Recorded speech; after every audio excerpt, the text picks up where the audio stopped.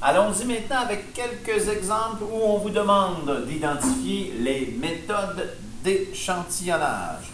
Donc, je vous rappelle les méthodes d'échantillonnage qu'on a vues précédemment. On parle de la méthode aléatoire 5. On parle de la méthode systématique.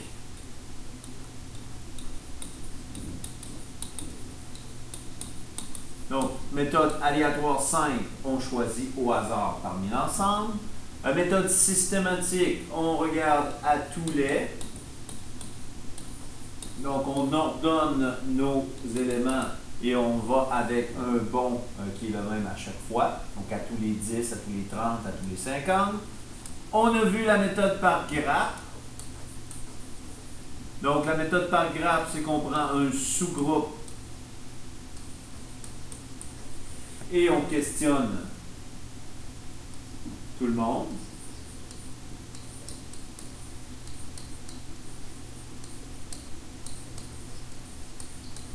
Et la méthode par strate, donc stratifier. Donc la méthode stratifiée, l'échantillonnage stratifié, ben là, on prend un peu dans chaque. Voyons. On recommence. Donc, on prend un peu dans chaque sous-groupe.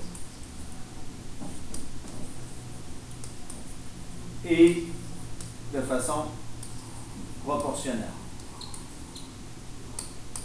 Et en proportion.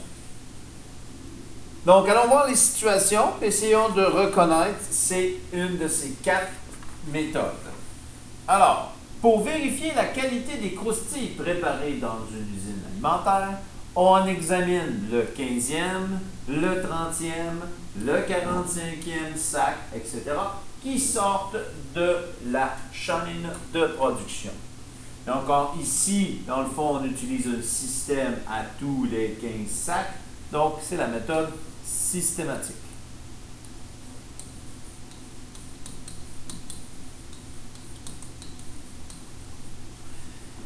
Parmi les membres d'une association étudiante, on en sélectionne 15 au hasard et on leur demande leur opinion sur l'ensemble des activités proposées depuis le début de l'année scolaire. Donc, on en prend 15 membres, 15 personnes au hasard. Donc, 15 personnes au hasard. C'est de façon aléatoire simple.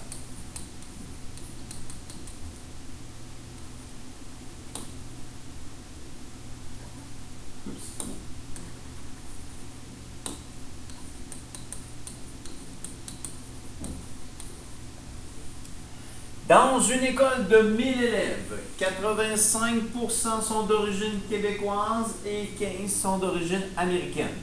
Un enseignant décide de former un échantillon de 120 personnes. Il choisit 102 personnes d'origine québécoise et 18 personnes d'origine américaine. Ça me semble être un échantillon de type stratifié parce qu'on choisit des personnes dans chacun des sous-groupes. Donc, on prend un peu dans chaque sous-groupe. Il reste à vérifier si c'est vraiment proportionnel. Donc, est-ce que 102 sur 120, ça équivaut à combien? Donc, 102 sur 120. 102 sur 120. 0,85, donc ça donne 0,85. Donc, qui est égal à 85 centièmes. Donc, qui est égal à 85%. Je suppose que le 18 sur 120 va nous révéler une proportion qui serait de 15%. Allons vérifier.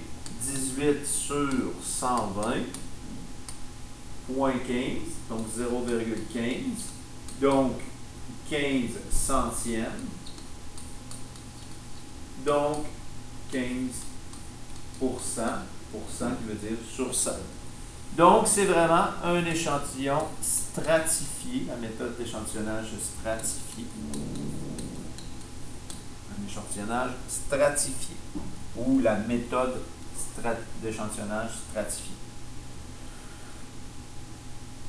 Dernier exemple, on dit dans une école, on retrouve 35 équipes sportives. On choisit au hasard 5 équipes parmi les 35 et on questionne tous les membres de ces équipes sur les campagnes de financement à privilégier. Donc ici, on prend 5 grappes, 5 sous-groupes et on questionne tout le monde. Donc, c'est la méthode par grappe qui est utilisée.